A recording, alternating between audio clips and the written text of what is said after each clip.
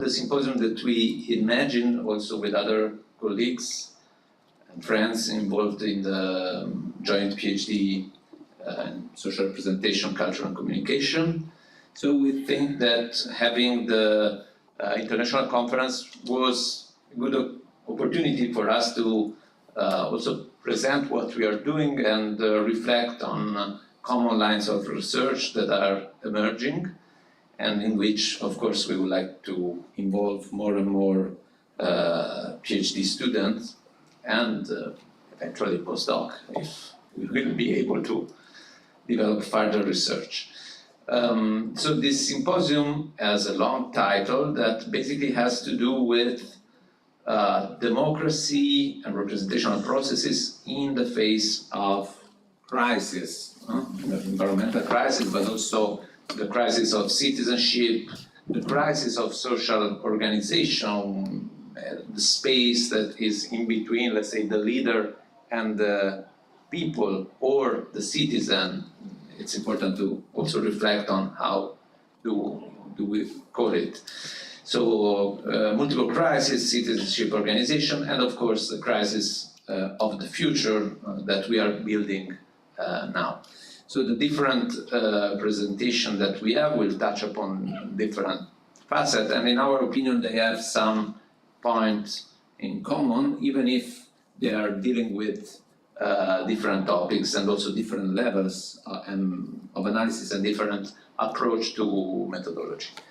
Our idea is to stay with short presentations, so let's say 15 minutes. Then if we have a precise question on the presentation, we will give 5 minutes for short answer, short question and short answer. And then at the end, we will have hopefully some room for a more open debate. Unfortunately, Sara couldn't come because of personal reason. So we are only 4, and the first presenter is Luciano Moreira with a title, Representation of the Sea, Common Sense Word and Alternative Literary Words. So Luciano, for you.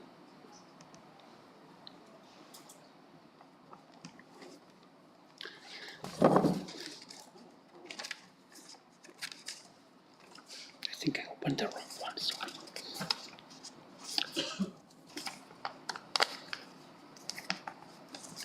Okay, this is the right one. So thank you, Mauro, for inviting, for the invitation to join this. Is it on? Yes. Yes. For the invitation to join this panel. Thank you all for having me and for having us.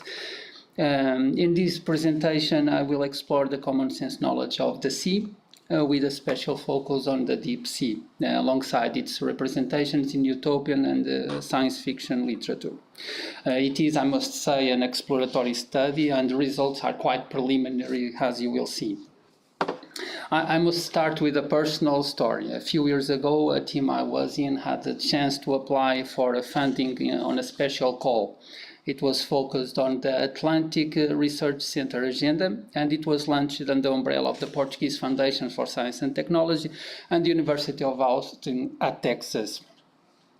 The team was pretty much interested in science communication and digital media, myself from a social representations point of view, and we had recently advised a master thesis on the social representations of marine litter. We decided, therefore, to apply with a project on the deep sea. Our idea was to develop a non-obtrusive method to evaluate audience responses to science communication projects through an immersive virtual reality environment. But before the virtual reality and the method development, we conducted a study on the social representations of the deep sea. For the application to be competitive, in a pretty much Latourian move, we involved 2 science centers, one in Azores, which is quite a match, and another in Porto. The point is that the one in Porto was focused on astronomy, and the project was focused on the deep sea. No, not quite a problem, because the deep sea and the faraway space share common characteristics. They are challenging, they are poorly known, and they are far, far, far away. What I didn't know back then is that Asimov's Waterclap, a short story, presented the same comparison and made it even sharper. Because they are alike, moon citizens and deep sea citizens in the story compete for the same funding. Again, Latour would explain this social construction of science pretty well. I will be a bit of a spoiler here. The moon citizen comes to pay a visit to the deep sea city under the pretext that he wants to learn about their safety procedures. Quite an irony, I must say, after the Titan accident in 2023. In fact, he comes to destroy the city so that the moon gets more funding. We have since then tried to get more funding after the first successful project, but only this year we managed to get it, or at least we think so, due to the Portuguese Foundation Science and Technology miscommunication issues. But we do hope so. The project will likely allow us to explore the deep sea representations and imaginaries to develop better chemistry teaching practices. Today, I will briefly put the social representations of the deep sea in perspective and describe the interdisciplinary approach I used in this project. Results will heavily rely on visualizations, and I hope results will show that it is productive to combine social representations with the digital humanities, and I will end with a few thoughts about the significance of the study. Well, people have an emotional connection to the sea, as our host Elisabeth Guillon, Fabrice Puccini and colleagues recently showed in a paper published in Papers on Social Representations. But people, it is also true, know little about the sea. In Portugal, the sea is part of the collective imaginary and national identity, and an ever-promising, ever-delayed collective agenda. Portugal, though, has large responsibilities on the future of the seas because it has the largest maritime exclusive zone of the European Union and is committed to expand the continental platform in the UN. The deep sea, however, still seems to most of us a remote concept, one distant from our lives, a reality about which we know little. But why is it important? Well, below the depth of 200 meters, the ecosystem's biodiversity is as rich as vulnerable. And in the context of the blue economy, the deep sea gains momentum as an important socio-scientific issue and needing more research to estimate its economic value, its sustainable management, and I should add its cultural significance. The seabed area was declared humankind common heritage by the United Nations Convention on the Law on the Sea in 1982. However, interest in mining for polymetallic nodules, polymetallic sulfides, and cobalt-rich ferromanganese crusts is growing. As of 2021, the International Seabed Authority had issued 31 exploration contracts. Well, the deep sea is the largest ecosystem on Earth. Yet more of 80% of it is unobserved or unexplored, either because of technological limitations or high exploration costs. It comprises seawater's depths below 200 meters, and it includes 90% of world's oceans. Some of the deep sea's unique challenging characteristics include the absence of sunlight, low temperatures, and high pressure levels. Its habitats host unique bioecological adaptations, many of which are unknown or understudied.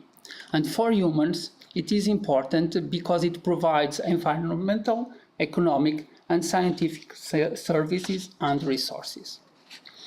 Nowadays, economic interests are pushing towards the exploitation of deep sea minerals useful to new technologies. I refer to copper, silver, lithium, along with chemical or genetic material with potential pharmaceutical value. Although deep sea mining is on the horizon, more studies and precautions to minimize effects upon local deep sea communities or others are needed. Portugal just issued a moratorium for the Azores for 50 years. And Norway just reverted a political decision to advance towards deep seas, and in America the deep sea seems to be pretty much on the horizon. There is much uncertainty and potential larger impacts on the surrounding ecosystems and their services, and what is called net loss policy. Our previous research in Portugal showed that the representations of the deep sea are structured over an emotional versus a rational views, and on superficial ocean knowledge versus novel or unusual views. We actually reproduced the study in Texas, and the picture is quite similar. The semantic field shows tensions between known and unknown, and between abstract and literal terms. Both studies showed, and this is quite remarkable, associations between the semantic field and social groupings, gender, education, and other psychosocial differences or belongings. If we remember, the original project for the social representation theory was to deal the transit between science and common sense. It was supposed to be a theory about the appropriation of science and technology by common sense. And for this purpose, in a perhaps not so well-known text, Moscovici devised the three main advantages of exploring literature. One being the possibility to bring into play existing psychosocial theories to explain the human relations, feelings, or behavior described in novels or plays, bring out implicit psychological or social theories from the author's observations about the social world and time periods, and follow, again a Latourian term, the appropriation of the scientific theory by an author from which scholars may get insight for further research. And to understand common knowledge is key to create effective science communication strategies. But is it enough to propose alternative scenarios? In this paper, I claim that literary works in science fiction utopia can become fuel for social imagination and social action. Utopia means both a known place and a good place. It's a title of a book by Thomas More, published in 1516. It became a synonym for dreams, though sometimes unrealistic or unreachable.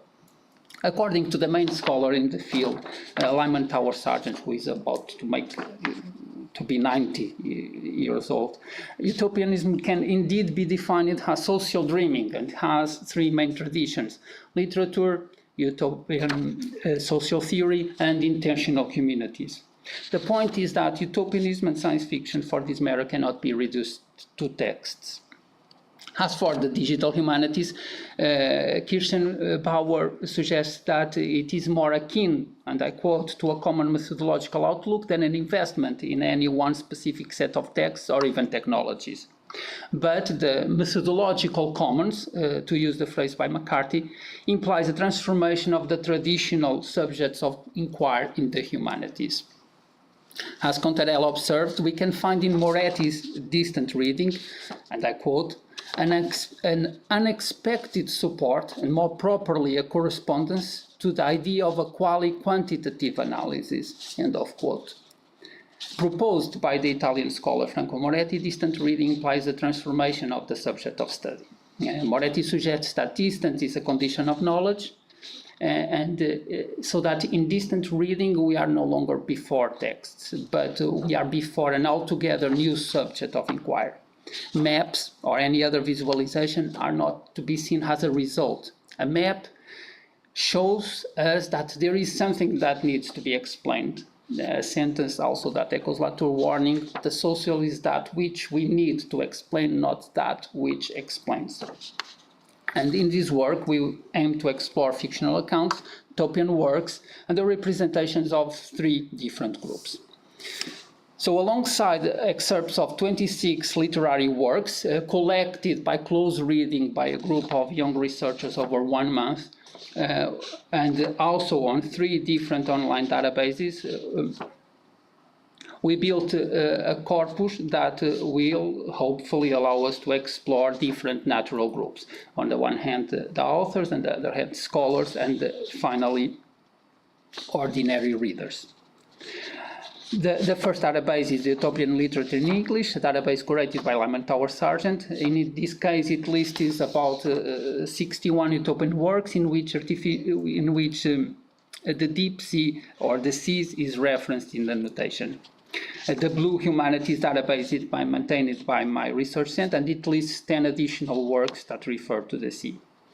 Goodreads is a platform that we perhaps all of us know, and from Goodreads we have retrieved 456 reviews distributed by 9 books. To parse, process, and analyze the data, I used R language.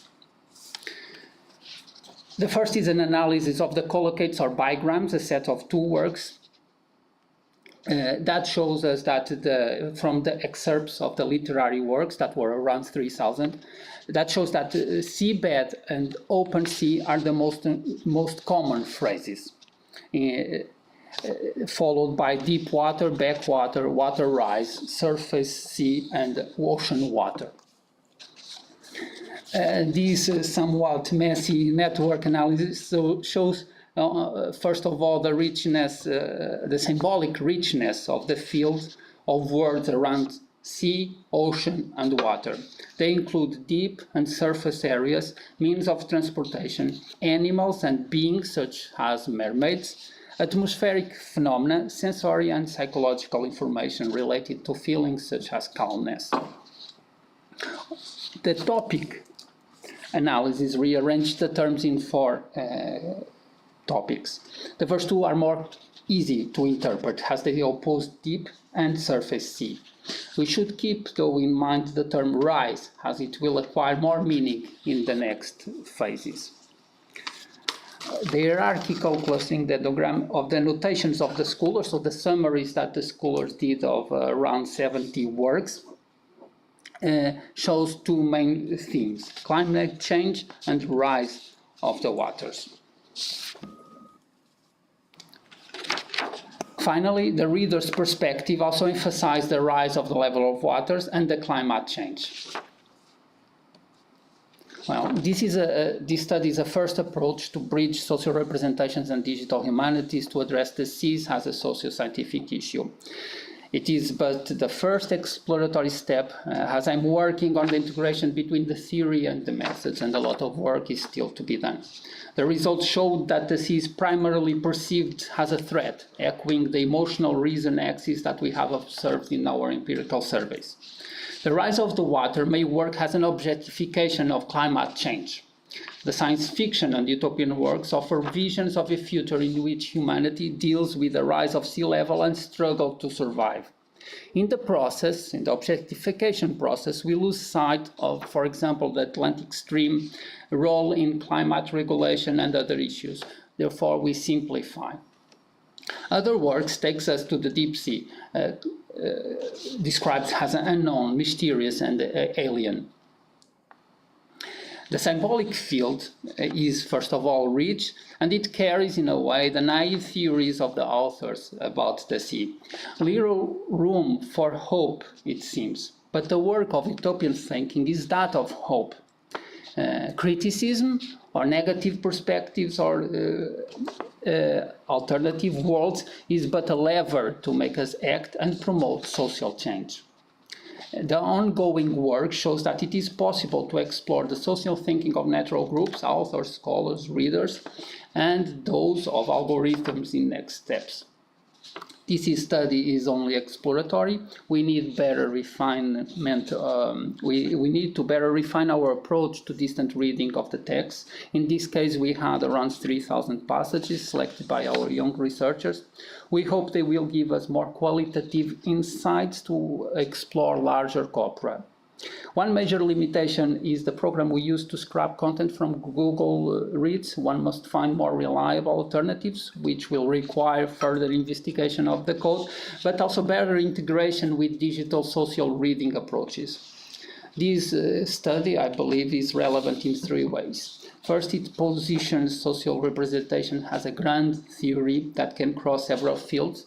It aligns the theory with one of the major concerns of our times, that of sustainability, and it moves our focus to the construction of the future giving a tentative answer to the big question of how we represent the future, that which does not exist yet. And thank you so much. Thank you. Yeah, 2 minutes for short question. Paula, please. Thank you. It was very interesting, Luciano. I have two questions and one comment. The questions are more practical. If I understood well, you are analyzing comments of readers to books, utopian books about the deep sea, right? Can you tell us a little bit more about the dates when the books that are being commented were written? Yes. Because in other way, and also not just the dates, but also what type of fiction is this? Is this? And I'm sorry for my elite categorization, the one that I'm going to use now. Is it fiction or is it popular fiction? That the books that receive the comments.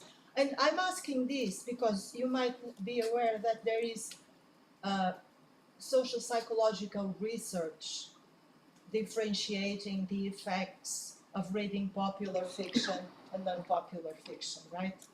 Okay, so these are the two questions. Okay. That's okay. Do you want me to answer or do you want to carry on? No, it's okay. No? I'll talk to you later. Okay, That's enough for now. Thank you. Also the opportunity to clarify this. So first, I worked with 3,000 excerpts from the books. So also the first phase. So what we get here in the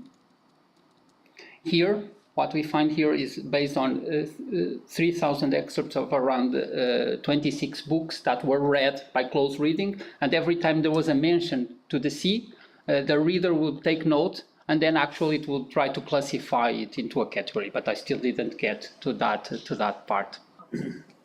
The second, this semantic field, so to speak, is also from the excerpts. Well, what then happens is that we have those two databases that are curated by scholars. So they select the books. They are not. I think they don't dismiss popular fiction, but they will include for sure more specific and niche utopian writings, especially the ones that come from Lyman Tower Sargent database, which are the big majority, around 50%. And those annotations were also, we made the distant reading out of it. So what we are trying to see here is no longer what the books tell, but what the scholars select from what the book tells. And this is, I think, the innovative, if I may say so, part of the approach, is that we are moving between self-motivated actions of natural groups doing their job as usual. So writers writing, scholars commenting, readers reading. And then finally I go to Goodreads and I get the reviews of the readers.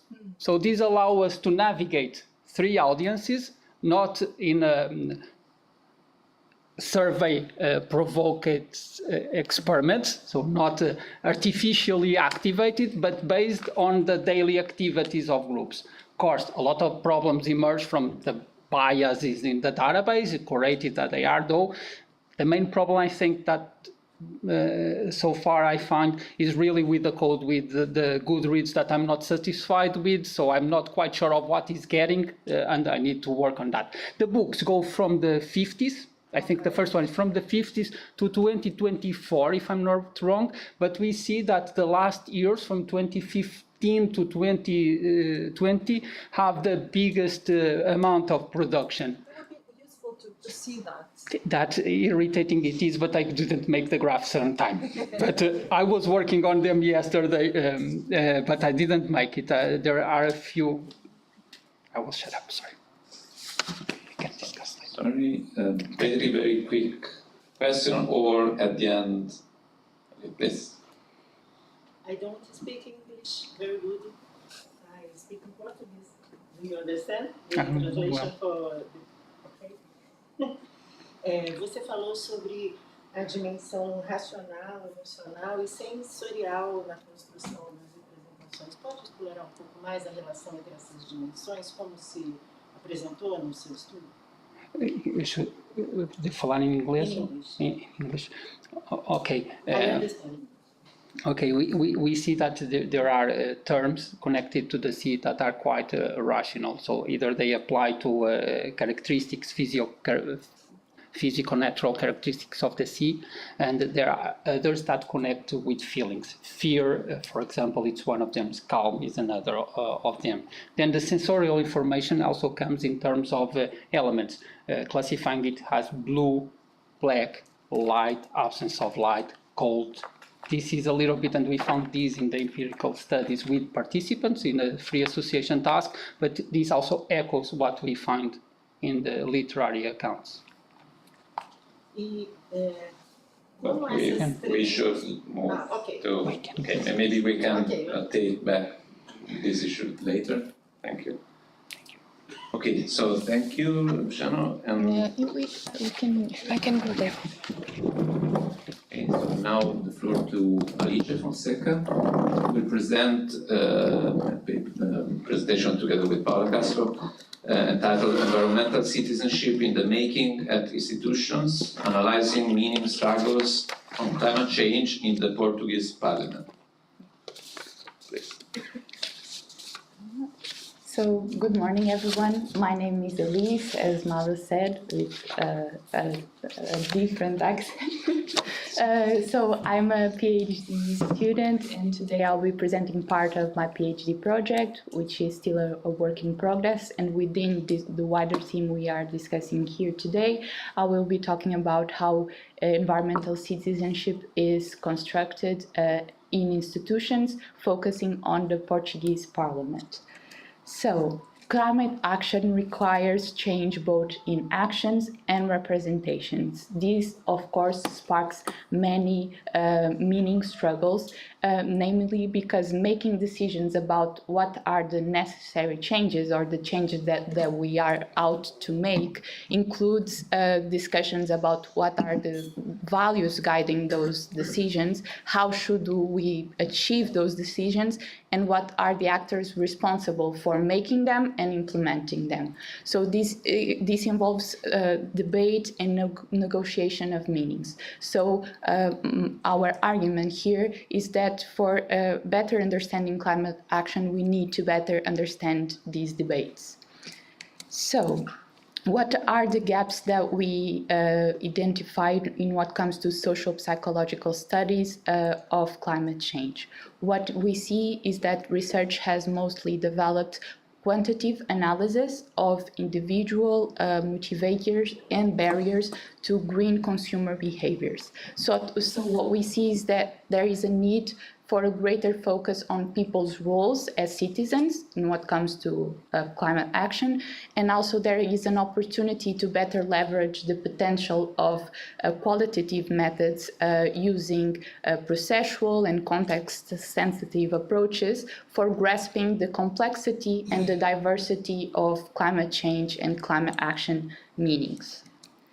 So, considering the value of these kinds of approaches, in our study, we adopt a relational approach to citizenship informed by the theory of social representations. Using this approach, we see citizenship as emerging from the relationship between two universes, the everyday universe. And I can see that my slides have a problem with formatting, but okay. Between two universes, the everyday universe and the institutional universe. The everyday universe is where we find citizens making rights claims, and the institutional universe is the universe where institutions such as parliaments make options between different values and different types of procedures. So, and we can also define an in-between space of citizenship at the intersection of these two universes, where citizens gathered in collectives and also mediating institutions, such as the agencies or the offices responsible for implementing policy, bring representations from the institutional universe to practices in the everyday universe, or the other way around. So our argument here is that it's important to focus both on everyday claims making by citizens, but also on how environmental citizenship is discussed in the institutional universe. Regarding these different ways of defining citizenship, what we see is that there are plural ways of defining it that are found both in the literature and in these two universes, the institutional and the everyday universe. And because of that, political theory has developed several different models of citizenship. I here try to summarize the different models using two main dimensions. One of these dimensions relates to values and is focused on values, and it's characterized by the opposition between liberal models that privilege individual rights and freedoms, and civic republican models that privilege the common good and responsibilities to uphold it. I here also relate this dimension that is focused on values with Schwartz's theory on values and his continuum between values that serve more individual interests and values that serve more collective interests. And then we have in the middle values that serve mixed interests. Moving on to the other dimension. The other dimension I'm here using to summarize these different models is focused on the paths, on proposals for paths for collective decision making.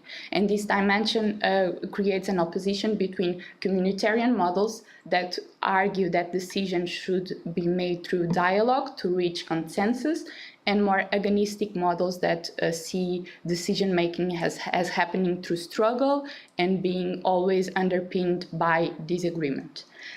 In our analysis, we connect a relational approach to citizenship to these models coming from political science. What do we see as our contribution? On one hand, in social and political psychology study of citizenship, we see that there has been a greater focus on the perspective of citizens, so on the everyday universe and how, for example, people contest new laws, as an example. On the other hand, in political science, there has been a greater focus on theorization, developing these models, and less on trying to understand how citizenship is discussed in empirical settings.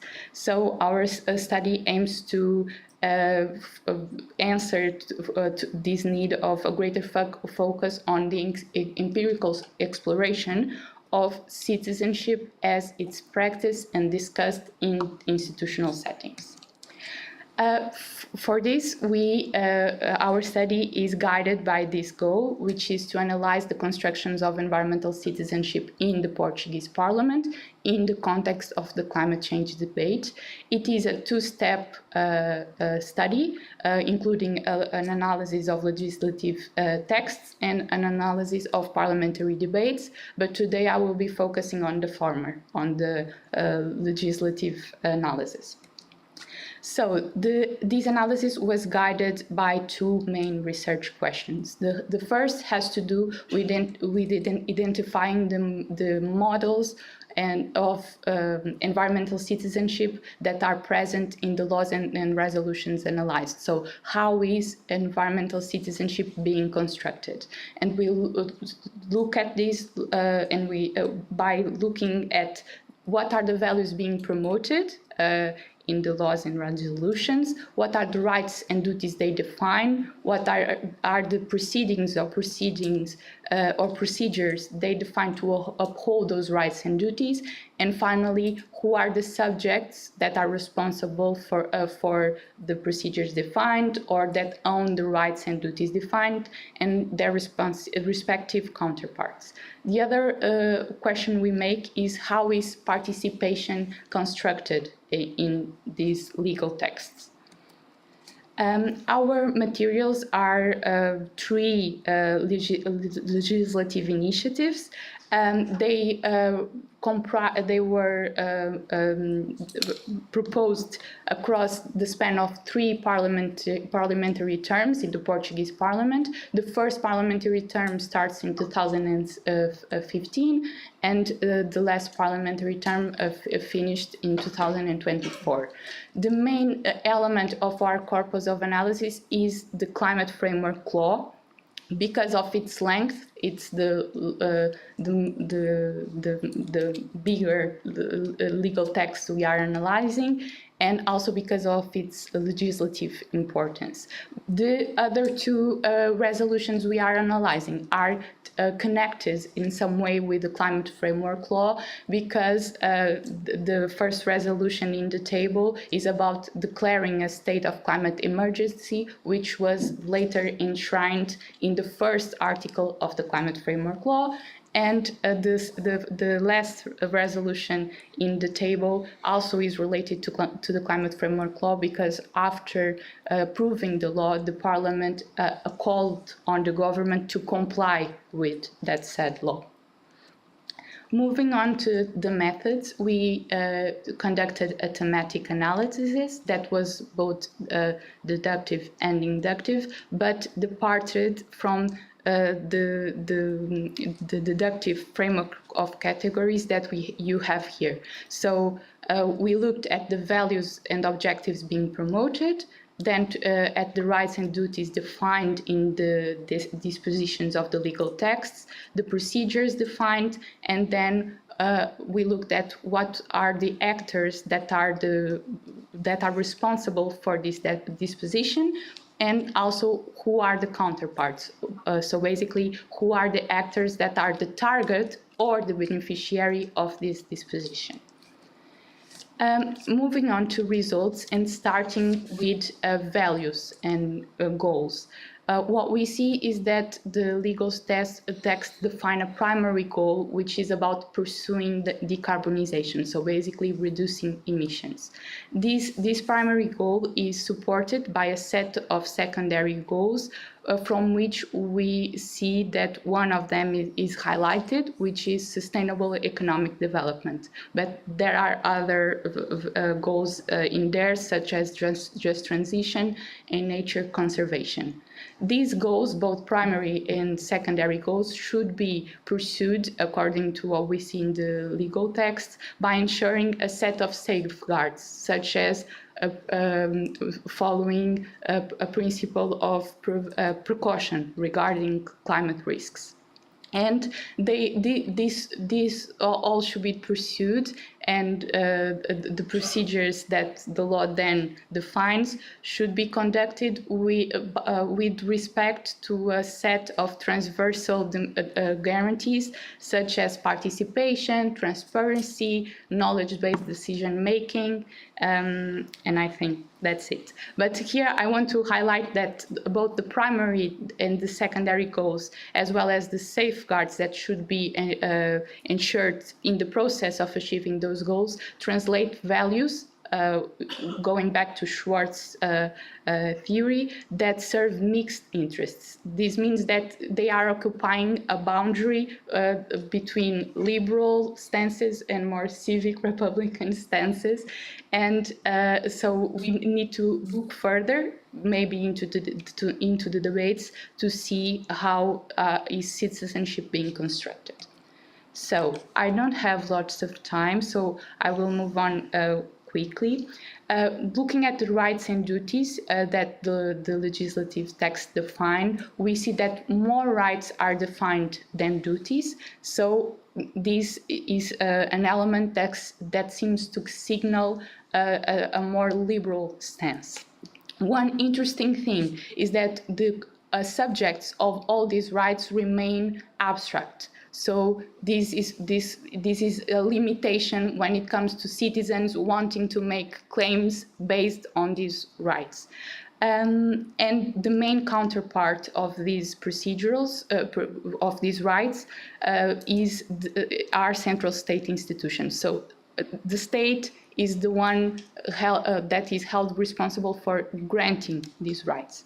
Duties are fewer and I think less interesting in this case, so I will move on.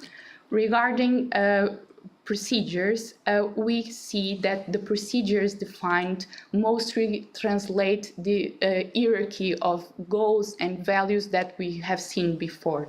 So, for example, the first and the most frequent kind of procedure is climate policy and governance, which clearly relates to the goal of decarbonization because they create several planning instruments to achieve reduction of emissions. Here, I just want to highlight that the main subject of climate policy are central state institutions, aided by local government institutions and market institutions, while everyday actors, citizens, consumers, remain only as counterparts of the procedures. So they are the target or beneficiaries of the procedures. Here I go on the links between the procedures and rights and duties, but I will move on because we don't have time. And I just want to finish with the main takeaways. Regarding the construction of participation, what we see here is that there is a focus of this legislative text on a central state collaborating with market institutions and local institutions while only informing and consulting everyday actors. This is because the kind of procedures that we see defined for participation are only public consultations or informational sessions. So basically the everyday sphere actor, the citizen, remains mostly with a passive role and not an active role, departing, for example, from more deliberative views of democracy that view participation as a true dialogue to try to understand what is the problem and find out solutions. However, the role of people both as citizens and consumers is recognized because we have several procedures about trying to direct green behaviors and green consumption choices, but citizens as collectives remain as actors with little to no relevance. So for you to understand, communities are identified, they are referred to in this text only 3 times. So basically there is a greater focus on environmental associations, technical committees, and so on. Just to end with, now we will follow this with an analysis of parliamentary debates, looking at the debates that are associated with these legislative texts. And basically we hope to have more nuance about the position of different parties, if different parties defend different values and goals or different procedures, and so on. Sorry if I went overboard. Thank you. Time. Quick question.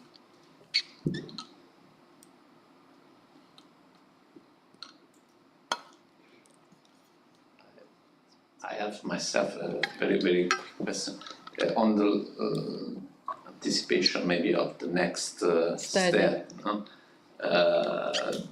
Do you expect really that different parties have different position? I'm asking this because this was one of the results that we had, and the reviewer were asking, this is not possible that left, right, center have the same position. So I'm now initiating this study, but it's a very tentative affirmation I'm making here, but what I can see so far is that there is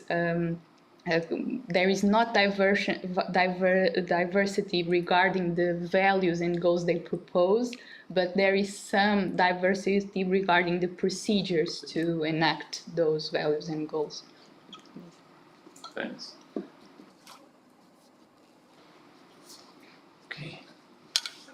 The question is just a comment to valorize this kind of studies, because I think that in the literature on social representation, with the exception of Paula Castro, I discovered, especially in the winter school, as one of the pupils of this winter, 2005, this winter school in Venice, that the legal aspect as very low considered, whilst it is fundamental in the dynamic of building into society the way in which the social representation of a special target. Now here you have a target, but for example, in the case of the immigrant, it is fundamental to look also at the institutional discourse. This was, for example, in our research program, one of the research lines, and to compare, because sometimes you have many labels, but in the public discourse, just one is immigrant. And it is depolarized between invaders or a citizen with some rights. So I think that this line of research could be highly developed. So with different targets, so environmental, now artificial intelligence, many controversial topics, but very important research line. So just a comment. Thank you. So it's my turn now, and we are going on more or less with the same issues, moving as we are seeing from mixing, let's say, the environmental, societal, citizenship, legislative issue. The title, I realize, is quite sad, but I have to say that preparing the presentation, this is a spoiler, well, the results are, in my opinion, a bit sad. As you can see, there are a lot of names, also because it's part of a project that we are developing and led by Sonia Brondi.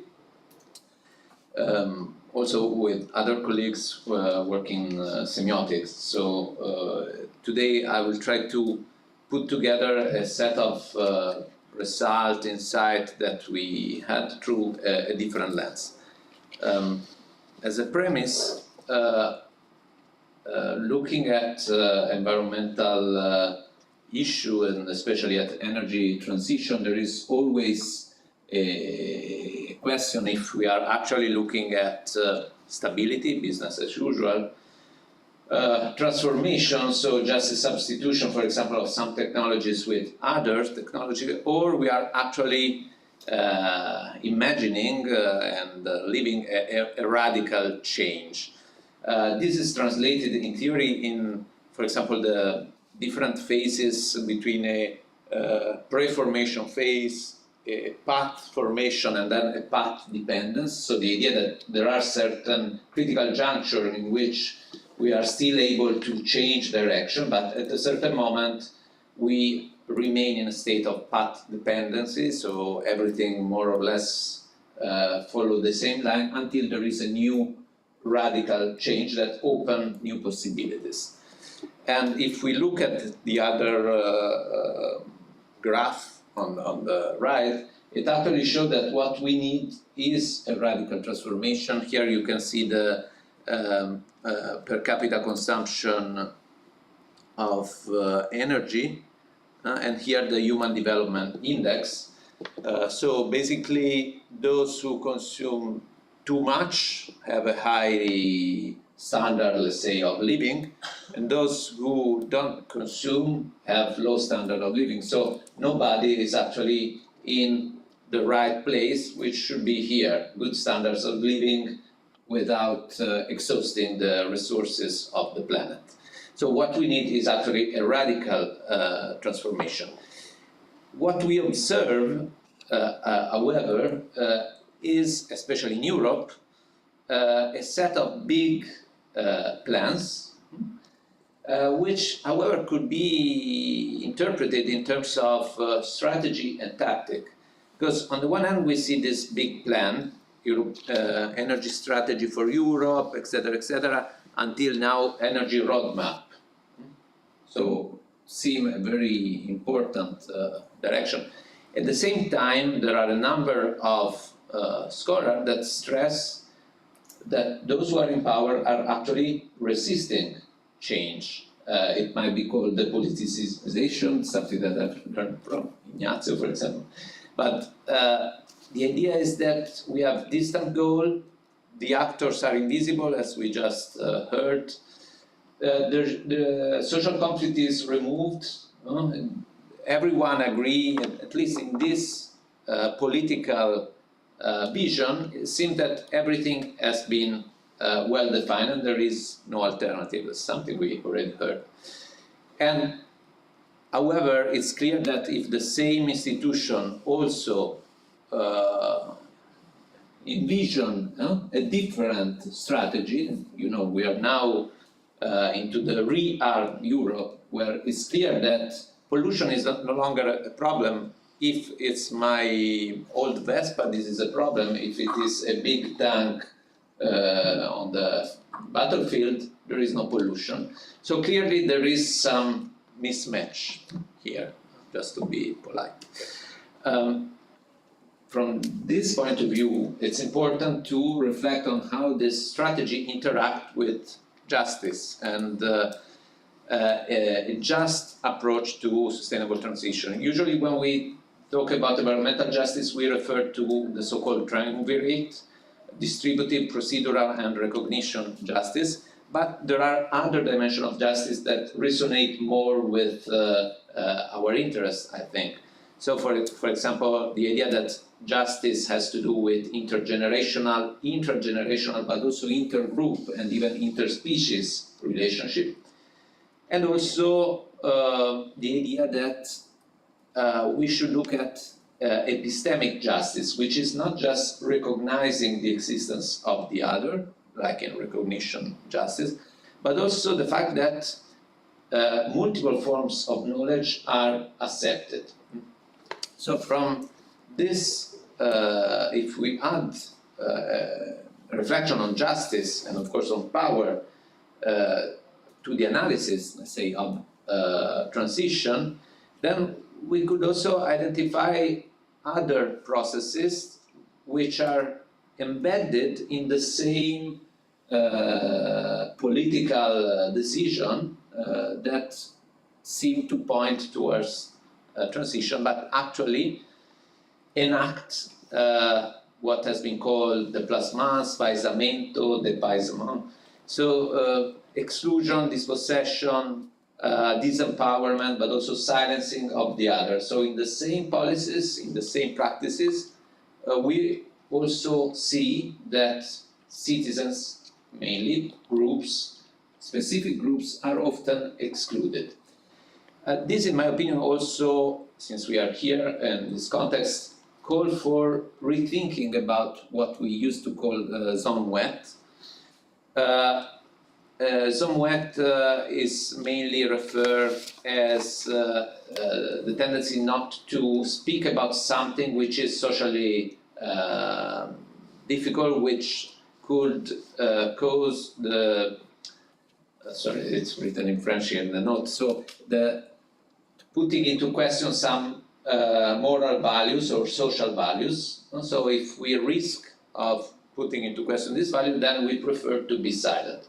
However, if we add justice dimension, then we can wonder who has defined these values as valuable, who has defined and through which mean certain moral dimension have become dominant somehow.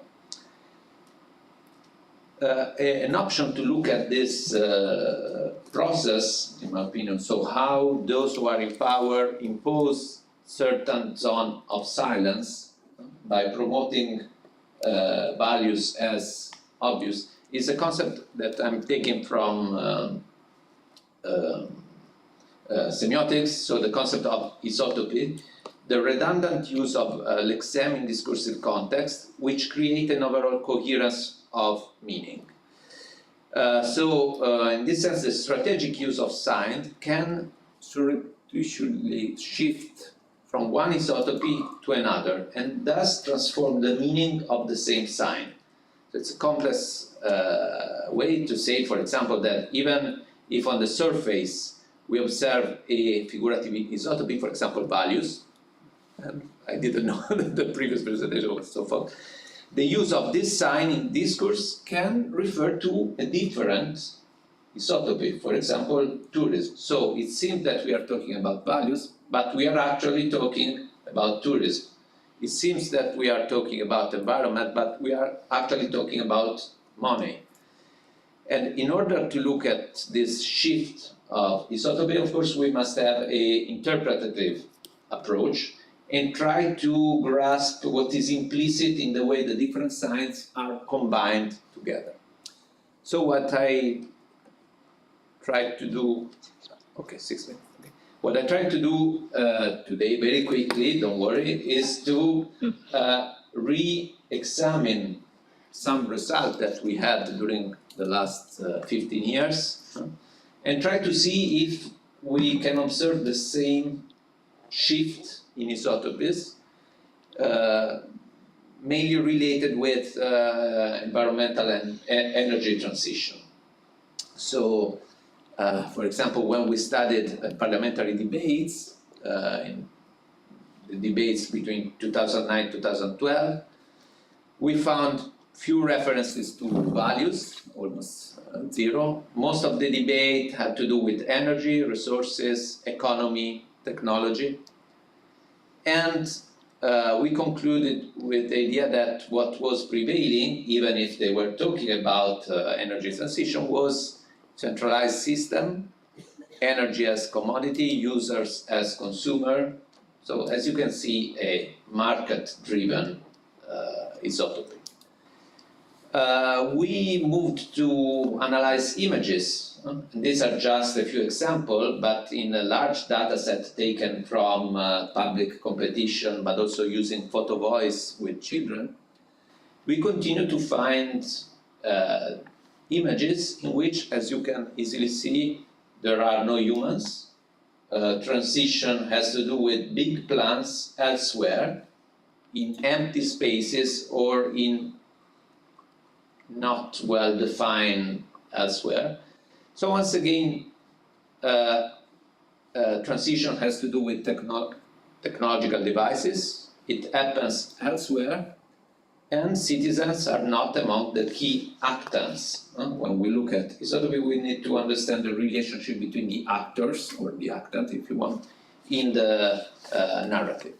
And if we take as a narrative, as a discourse, better to say, if we take as a discourse also images, we can clearly see that here transition has to do with the relationship between technological and empty space.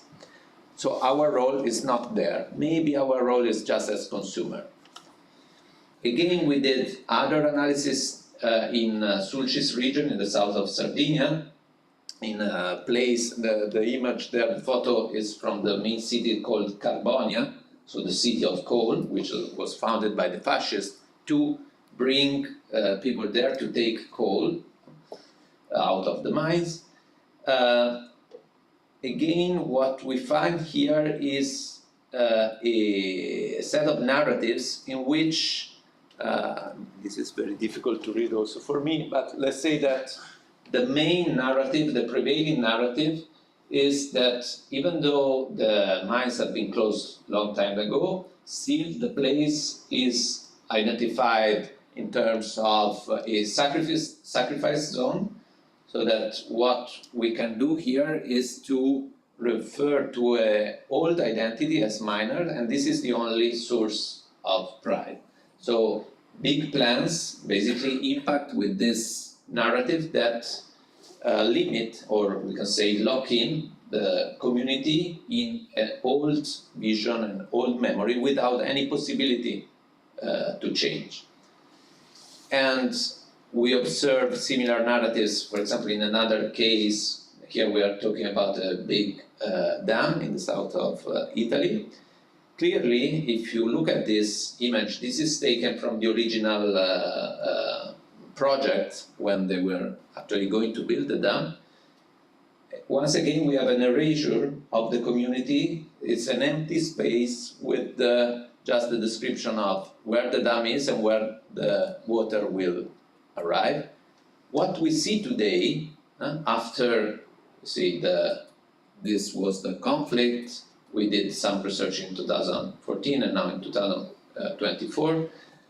The description of the dam has changed. It's no longer an industrial site. Now, especially on tourist blog, the place is described as a natural empty space where you can go and look at birds. It's a particularly nice place.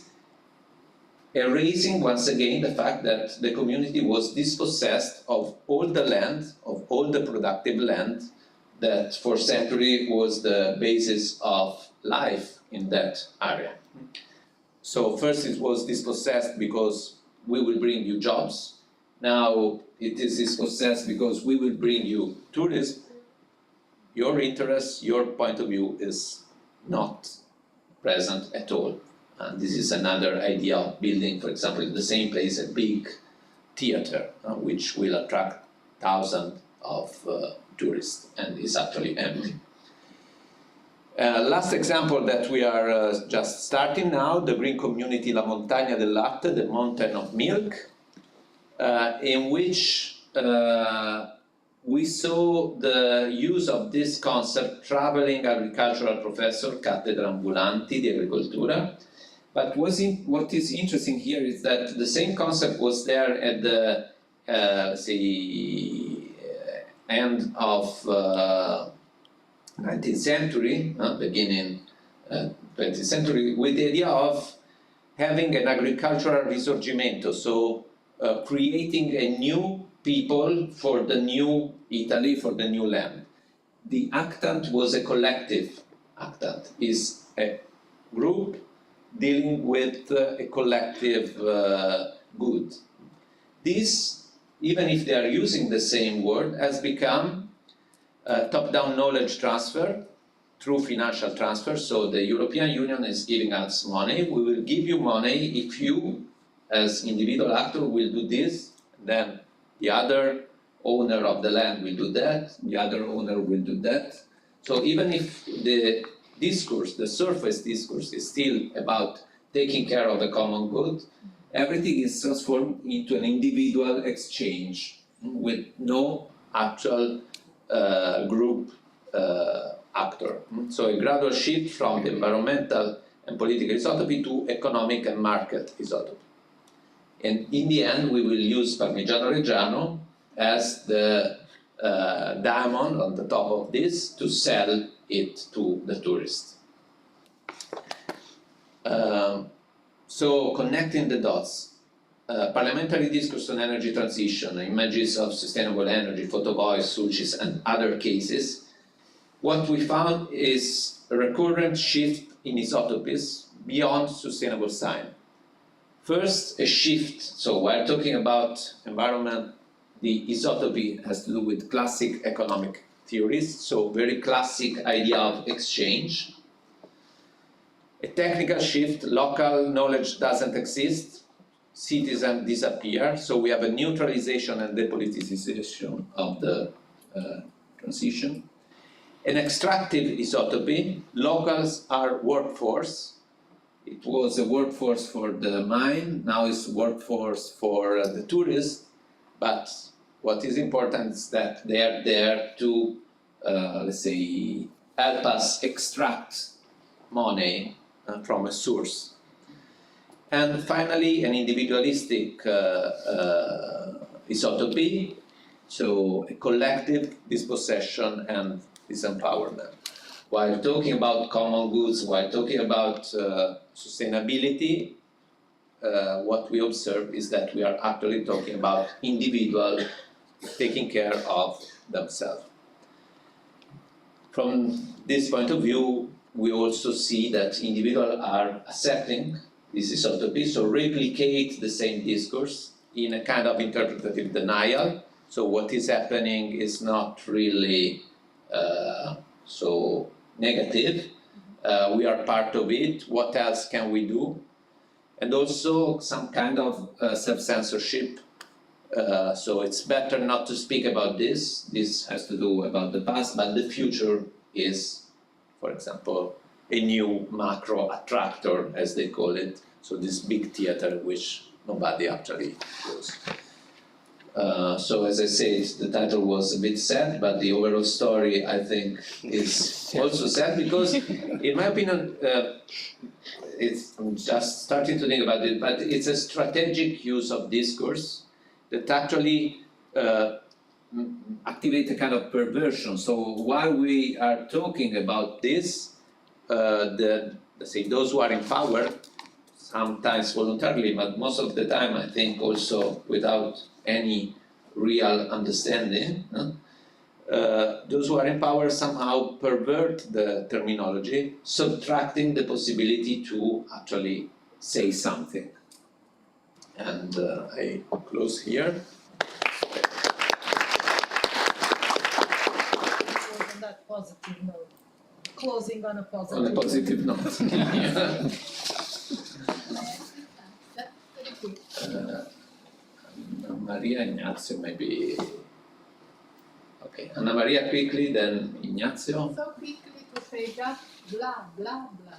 Yeah, No? Great. it's another way of. And to close the mouth to Greta, blah, blah, blah. But this is what you show. Ignazio? Many things. Only one. Yeah. Well, first of all, a lot of food for thought. I have an idea. I'm trying to understand what is the solution to this kind of isotopies. My understanding is that there are some kind of isotopies who are too saturated, especially some kind of, if we're talking semiotics, especially some kind of signifiers, no, to constitute isotopies. For example, if we take the transition or I don't know, even a PV installation as a signifier of the environmental isotopy, we can say that it's pretty much colonized by a technical. So it's difficult in this way, in this sense, to reason about alternatives inside that isotopy if we keep using the same signifiers. So maybe the alternative is to think about other signifiers to obtain the result of, for example, a more deliberative, a more inclusive transition. Because if we keep talking about the energy transition, I think that the energy transition is working exactly as it's intended by for example, the multi-utilities. Yeah.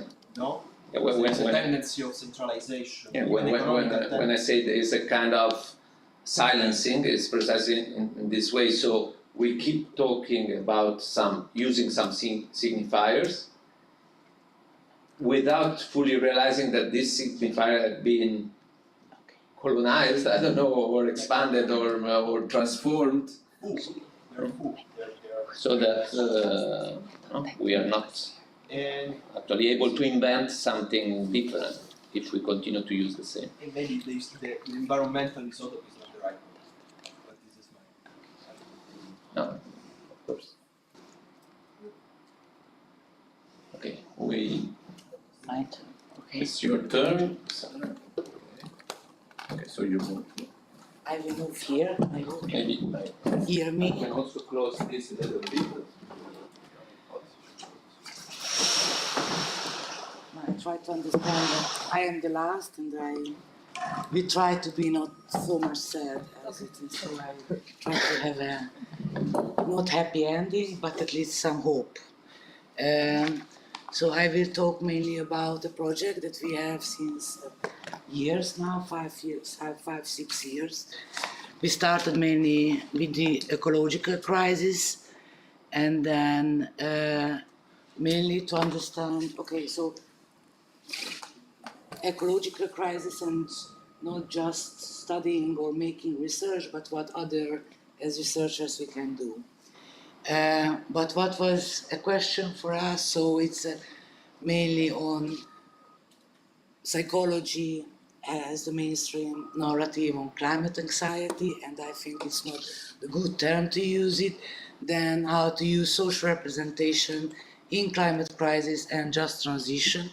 And I'm going a bit, not so much in deep, because it's not going. Uso le frecce ma non vanno. Ah, okay. So a lot of literature on climate in social psychology is about climate anxiety, which I think if you are going to see the AP recommendations or also how to take in control on anxiety, it's very individualistic and intrapsychological, and seems that it's much more a worry and not a real issue. Then I would like to point out a few polemical representations, which is the concept that we can use is the we or the I, which is the active or the who is the actor somehow.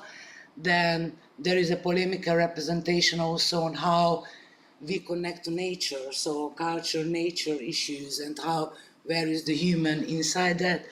And there is also a polemical representation or where we are waiting from solutions. So they are technocratic solutions or political solutions in one part, and from the other part is the communities can do something.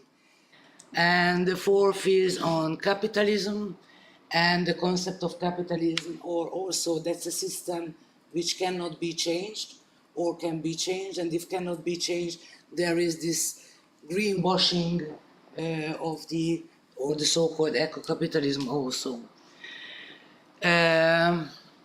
Just a few concepts here on I or we. When we use I, it's very an individualistic approach. There is the human agency behind, and which is also a kind of the best way of how capitalism can use or how capitalism frame that's the best ideological frame for capitalism if we are talking in I concepts and not in we concepts. And a lot of time this I is connected to what can I do in relation to the ecological crisis. So I will consume less, making selective garbages, but not so much possibilities that I have to act. And okay, what I think that for us it was very important is the attribution that we make, or how we explain the climate crisis, which is there this polemical way. One is the so-called Anthropocene, which is a very dominant narrative, which means that the biosphere was transformed by the human agency and the human agency in itself. So society plus nature means ecological crisis. And there is another narrative which is enough recognized, which is the Capitalocene narrative, mainly based on Moore, and he's saying that is capitalism, which means a kind of violence in nature and also in humans. So Moore is calling the cheap nature, or the four cheaps, which are food, energy, raw materials, and human life inside the system. And what is also interesting that there is a new narrative which is not really known, of a woman called Haraway, and she is talking about the Toulouse narrative, and it means that there is a long, long history, and the human is just a short story on this long, long story of life somehow. And yeah, it's mainly symbolized, or the image is of the invertebrates, and asking that we are the 90% of the population in Earth. Okay, so these were some few concepts that we were thinking on, working on, and so on, and we arrived to a concept which is not really into social psychology, but we find out that there is people, mainly also political scientists, into this so-called solidarity economy. So how to imagine a future where people are connected in relation to their basic needs instead of profit. So how to exclude the profit and creating small bubbles where people are connected through these needs that can be food, electricity, water, culture, services, so the things that we need to survive or to stay. And these are just a few initiatives all over the world. There is the socieco.org that you can find them. And this was just framing me and what I wanted to talk, or what I would like to talk now. It's my kind of participatory research action, or we arrived to the point, okay, now what we can do, not just researching, but how we can act. And then we were thinking that one of the most important issues is to how to strengthen communities to cope with the ecological crisis. And we were thinking in two topics. One was this creating alternative action so that people in our local communities can find new ways of acting or new ways of interacting. And it's like a small, it's like minority influence. So it's need-based models, food hubs, housing cooperatives, energy communities, how to make it in our local place, which is Hungary, which is not really present, or was not really present, this kind of discourse, that I will talk about later. And the other was mainly how to create collective action. So how to make people understand that there is a common interest, that there is much more power in collectives.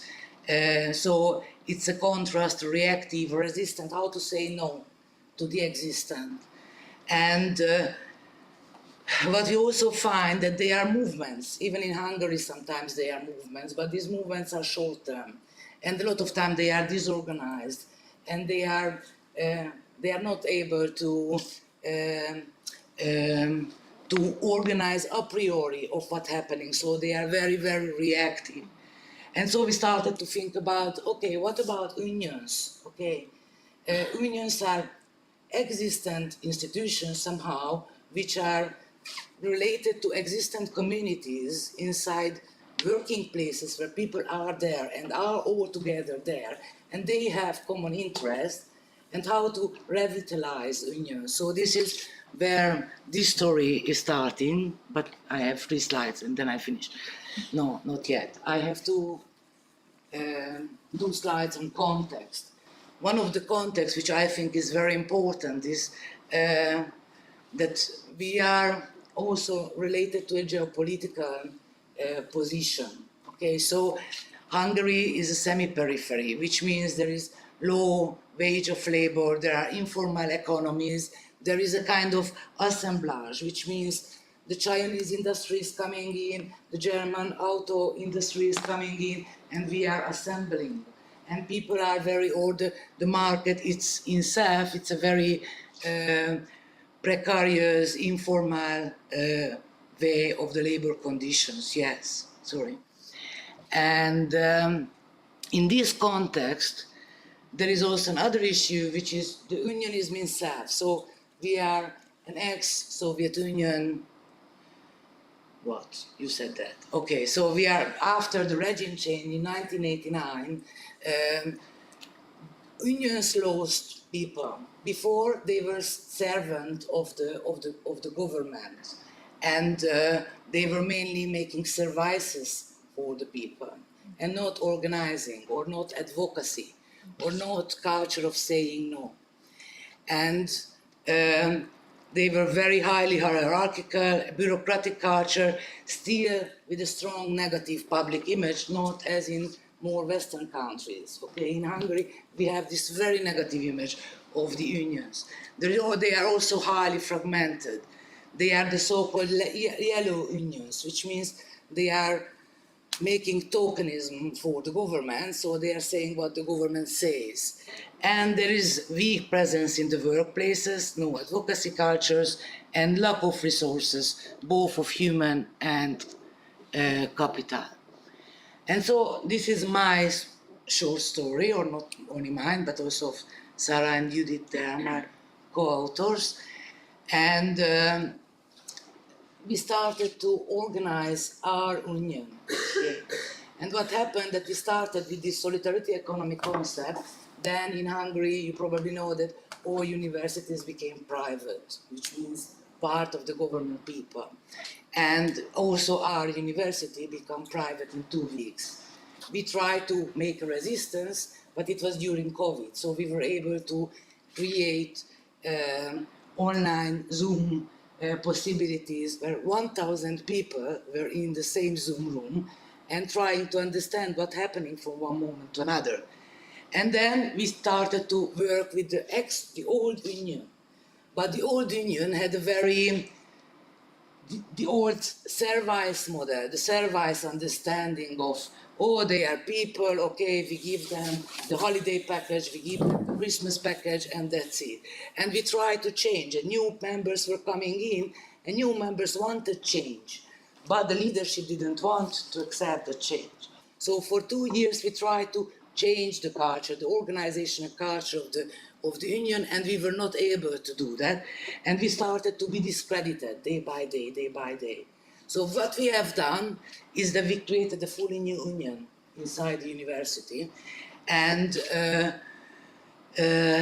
what was interesting that because the other unions were not doing anything, we were in 1 year become the protagonist as unions who are talking with the employee. So we, from 60 people, that's the first picture that we have, today, after a year, we are in 300 inside the union. And we are doing this organizing instead of the service culture of the unionism.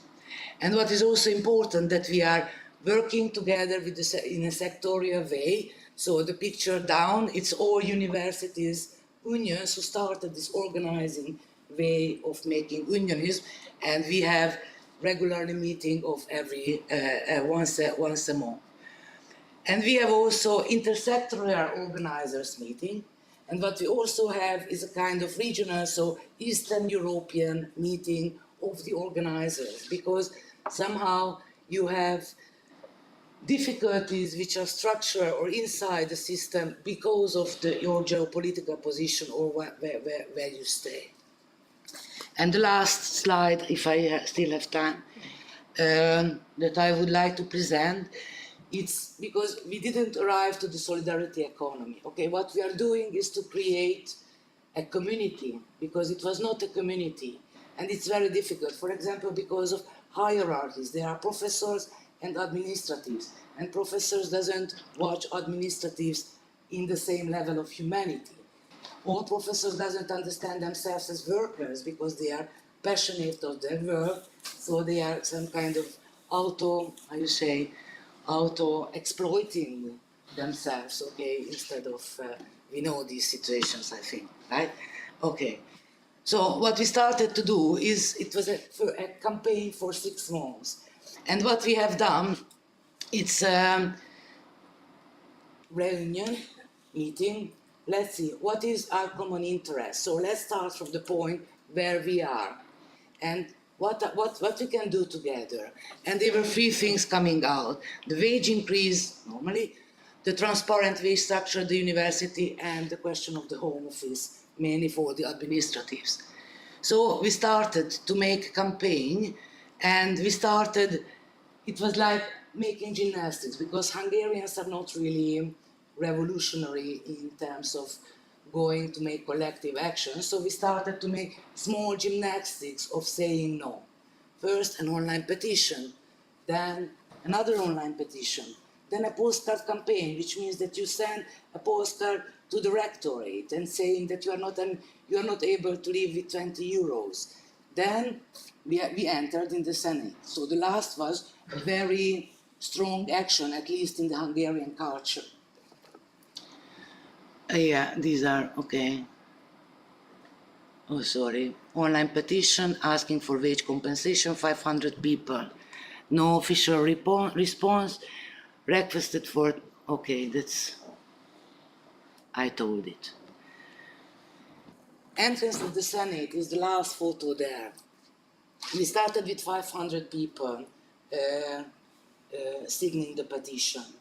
We entered in 30 in the Senate, so the number decreased on this activity. People didn't feel it well.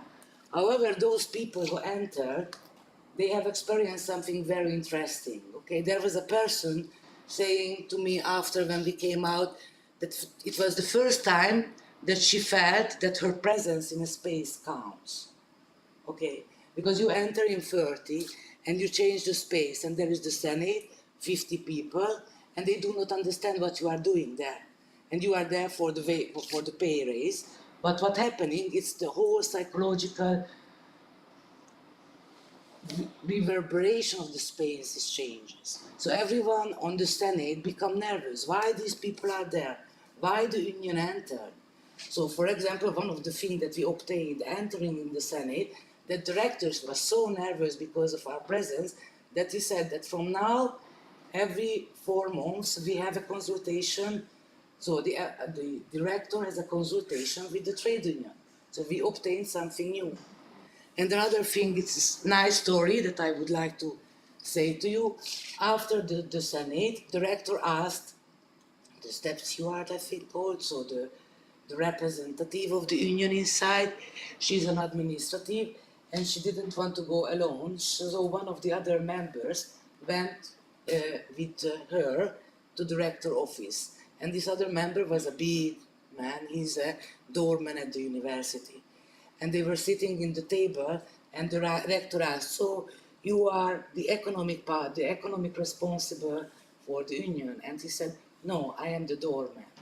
And you know, it's a very nice situation when there is the rector meeting the doorman in the same table and they are talking about something. So it was just to see its very beginning of creating a kind of active groups, and we still not meet the other part, and I'm finishing here, sorry. The other part of the, for example, solidarity economy, for example, the food hub, okay. We had small actions on food hub, for example, when a vegetable or a fruit is coming up in 1 week, then they call us, we have a lot of ribas. Okay, do you want ribas? And then we activate the membership. Okay, let's buy the ribas by the local producers. Okay, but these are small steps. What we are doing now is to creating the community feeling at the university, and then trying to connect or trying to create this kind of, what if we not thinking just about the university, but we are thinking about our locality, the food producers, what to do with our energy, or how to create energy, not now, in 5 years, in 10 years, because this is an existent community. Oh, thank you very much for your attention. I hope I was able to create a bit of hope after this. So we have some questions specific for the last presenter. Please. Hi, I thought that was really interesting. It's a question related to research that I'm presenting tomorrow, which I did as part of my master's dissertation, about, you talk about hellenic representations, kind of perceptions and actions. So that was really interesting. And I thought it was really interesting how you look at union organisation as well. And I wondered how you would relate what you were speaking about, say, to like just transitions, because within the climate movement, because in the UK context, yeah, there's been a bit of a struggle in the unions about, you know, do you preserve The job. jobs at all costs? Yeah, Or yeah. do you push for a just transition? And I wonder what you thought of that tension between maybe, you know, interest in saving a job versus, you know, interest in just transition, you know, potential tension there. Yeah. So when I said we are a semi-periphery and we do not have a good union organization until now, it helps us to, from the very beginning, be part of the just transition issue in unionism in Hungary. So there is Anna there, she is inside there is a group of the big unions where they are pushing towards understanding what does it mean just transition from the very beginning. But it's because we do not have, until now, we did not have strong union organizations that you have in Great Britain. So this is a possibility in this way. Yeah, because I mean, I guess the union context is different in every country, isn't it? So it's interesting to hear about. I know as an undergrad we had a lot of Hungarian students who would come over because they felt actually that you know the context in Hungary had become like academically hostile to the things that they wanted to study. Yeah, so like, you know, country context. Yeah, that's also a struggle, yes. Yeah, I'll have to read. Is this published? Where can I read it? We published until the model change, or we published the online Zoom meetings and the model change issues until that is published. This is new, not yet published. Oh, it would have to ask you. But I Okay. cannot. See if there are other specific questions, or we can open maybe a little bit the debate. Paula, please. Let's consider this. Yeah. I'll ask a question to Sara. It was really interesting, Sara. I wonder if you think about this work as self-ethnography, which is a new methodology that in psychology is quite not used. But you were talking, and I'm thinking of this as a methodology that could be interesting also for psychology. I would love that. You know that I was working with gypsy communities at the beginning of my research. For me it was very important to be part of somehow, or to create something together with them, and because of the creation coming to know each other. So it's and it's very difficult to translate it then later on to a research paper, because while it's it's full of, I think, psychological and social psychological processes that happening in these kind of interactions, this is not the data that you normally publish in a. But I think it's to bring self-ethnography into social psychology. Yeah, that would be nice. We have a comment here. It's very brief, so maybe other people have something to say. Comment here, then Anna Maria. No. I'm taking this. No, I can make a comment to your work as well. It's really fascinating how you put so many studies with this thread that was very clear and mobilizes very precise conclusions to make the point. I see many, of course, many commonalities with the work we are developing, and it was very, very interesting to see all those sad commonalities across the various studies. I will reply shorter later, but No, just a question for Sara. Does your trade union have some kind of relationship with workers in yellow syndicates?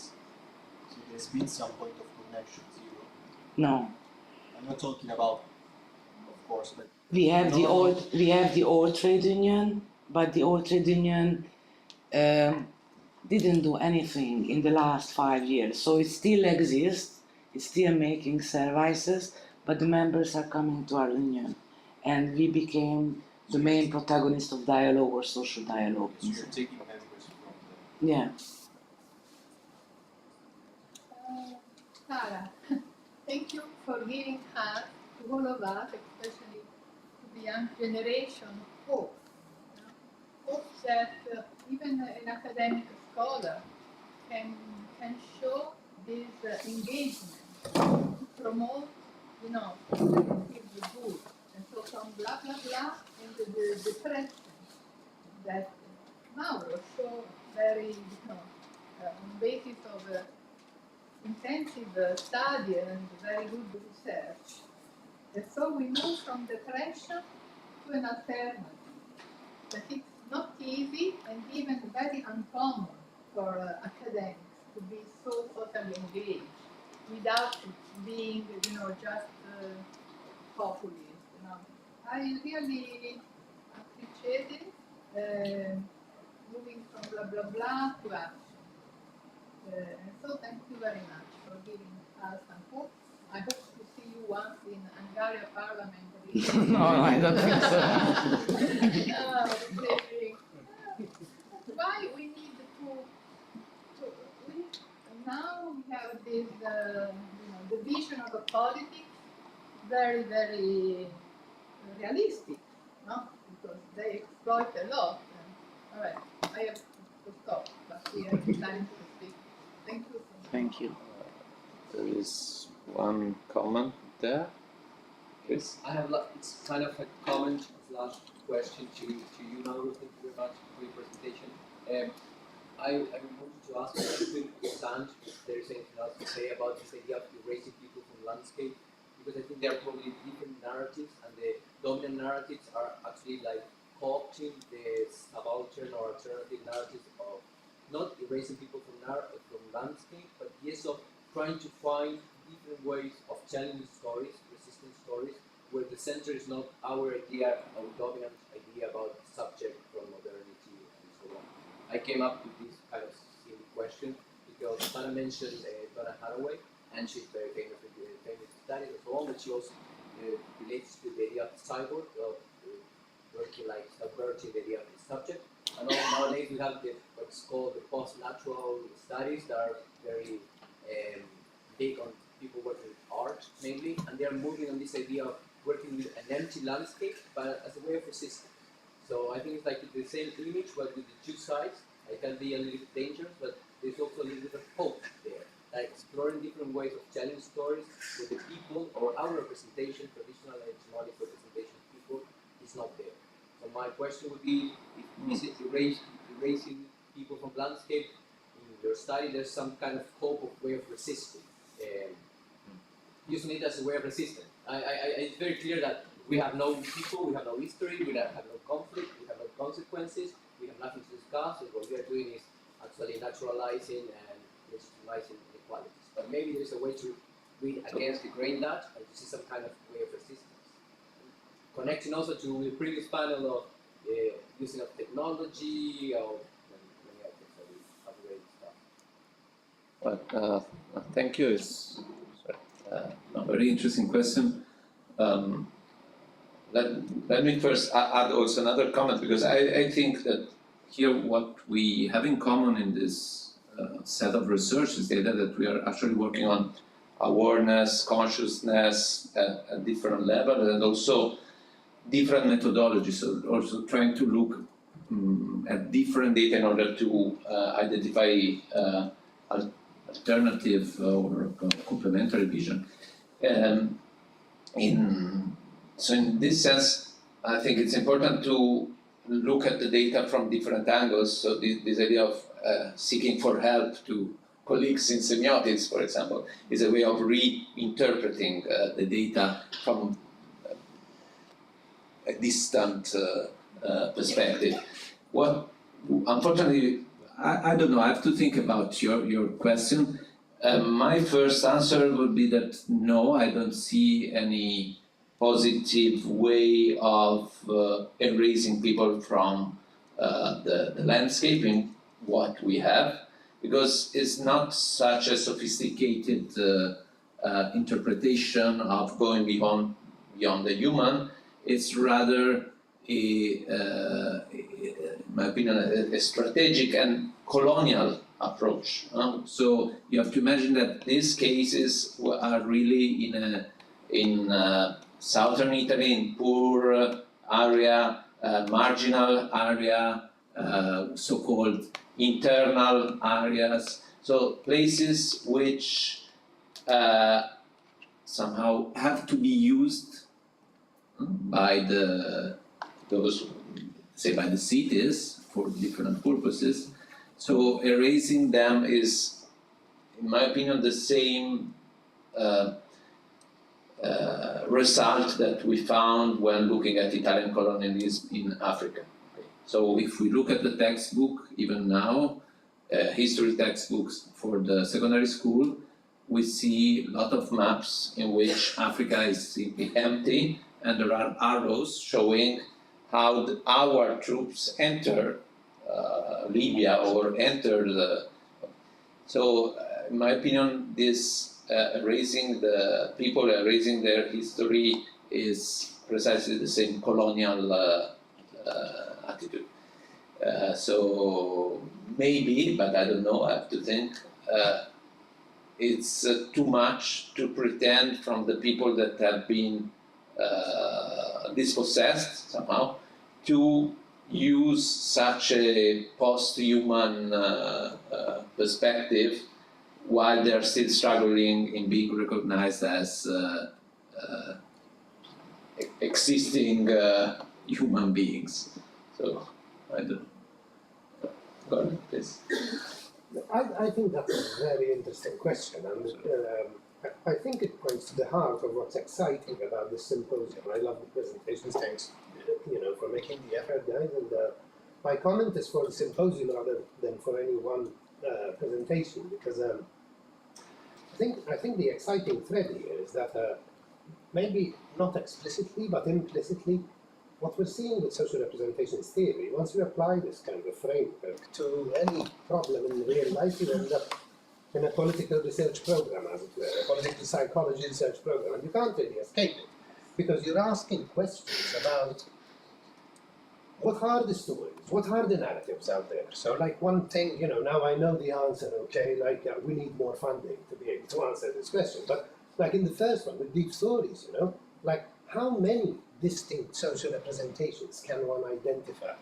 Okay, you've got, a very broad corpus, but then at some point, I guess some groups are going to seize one representation over another, one cluster of meanings over another. If I were to think in my country, for instance, Malta, we're surrounded by the sea, so the sea is a big deal, Okay, different people talk about it differently.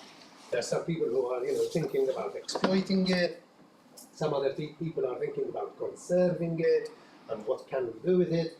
Do we exploit it for tourism? Do we exploit it for climate change, to bring about a more positive climate by looking at the tides and winds? So it's about, what social representations there are, how many of them there might be, but not only that, who signs up to which social representation? Because that is then, where people become active. They start saying, okay, look, we need to conserve. All of a sudden this becomes the domain of the Conservative Party. And now all of a sudden this is not helping progress. And all of a sudden, it ends up in the opposition in Parliament rather than anywhere else. And because of that, some laws are enacted and others aren't. So it becomes this political space for contestation, that social representations opens the kind of back door to. And it's looming there over anything that we're asking, but, doesn't grab it by the horn, as it were, or doesn't make it explicit, but doesn't remove the potential. And so, just to end with this comment with two slight observations, I think one theory that is very complementary to social representations theory, I think is positioning theory. Rom Harry and Ali Mogaddam, and this explicit consideration with the rights and the duties that are each.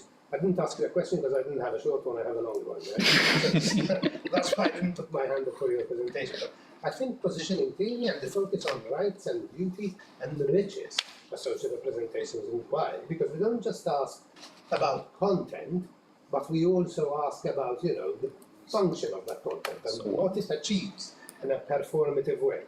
And then maybe, I don't know, the psychology part. So, you know, when we go back to Moscovici, you know, you've got the different types, but those different types are also social groups, aren't they? They, you know, liberals, communists, and Catholic. They're social groups. And so you have to ask, you know, who gets attracted to which representation? Given that there's so much diversity out there, you know, why does one appeal to another, and so on and so forth? And that leads you to thinking about, you know, issues like values, who values what and why. And I think before we know it, just to represent one slide of what you have, you spoke about the strategic use of discourse. And maybe what we're seeing is the strategic use of representation. Who is allowed to advance a representation of the project and who isn't? And I think what you've tapped into is a strategy for silencing potential opposition that might arise in the public sphere that would erode the power dynamics that are already in place. But yeah, that's what I find exciting about this symposium. So thanks again, guys, for presenting. Thanks, Gordon, for the comment. I think we have to leave the room. One sentence. Well, I think that Moscow would be very proud to be here, because finally what the comment by Gordon not only related to the positioning mentioned already, but to put together, you know, social representation and the theory of influence through minority and also the level of change in action. You know, this is finally the synergy that the literature has never really identified, because there are, you know, two different research levels. I think that Moscow is very thank you. So thank you, and I think now, after 10 minutes here, there will be a homage to James Liu. So those who want to join.